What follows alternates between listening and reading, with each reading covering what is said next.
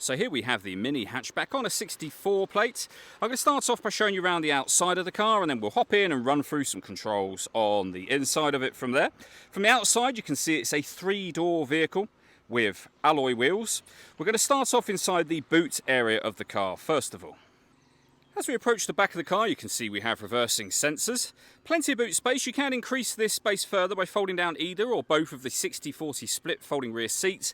And on this car, this boot section will lift up and store behind those rear seats to give you even more space again. Okay, so we're just going to work our way back around to the front of the car, and then we'll hop in, and as I said, we'll run through just a few of the controls from there. But now that we've done a full circle of it, you can see it's in lovely condition the whole way round. Just briefly before we climb in, I think it's well worth seeing the interior from this exterior point of view. There's plenty to run through on the dashboard, so let's hop in and we'll do that now.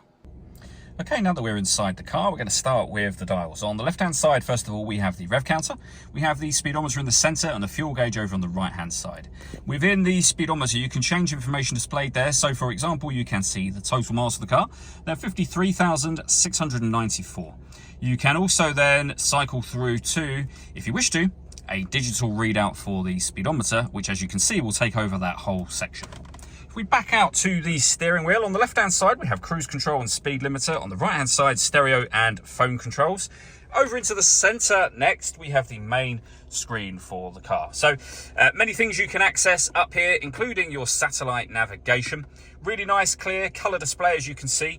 All of the movement I'm making on the screen is being done using this dial and the collection of buttons that surround it. You can do virtually everything from just the dial though. So it'll rotate, it'll push down, and it will also move up, down, left and right, which will become useful within certain menus, as I will show you now.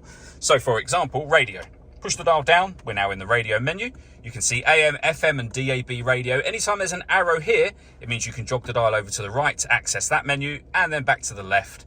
And left again will take you all the way back to the main menu. Again, all of this I'm doing with just the dial. If you want to listen to your own music, you can do so using the USB input, Bluetooth audio or auxiliary input. Again, you can see the arrows for left and right, so that will mean that you can go back a screen and then back to the main menu. Pair your phone under the telephone heading just there. This car's got parking sensors, but it's also got a visual guide to the sensors, as you can see, both rear and front.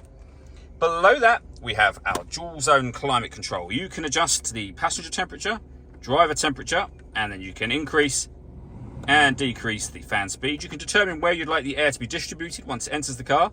The air conditioning is on at the moment, so that's off, back on. Or you can hit auto. The car will now take full control of the direction of the air and fan speed to maintain those temperatures. Press auto again, and you'll go back to whatever setting you had that on previously. We have a heated driver's seat and passenger seat, both of which have 3 separate heat settings on each. You can turn our parking sensors on and off. You can turn off the stop and start. This car's designed to cut out when it's stationary in traffic to save you fuel. The system's off when that light shows.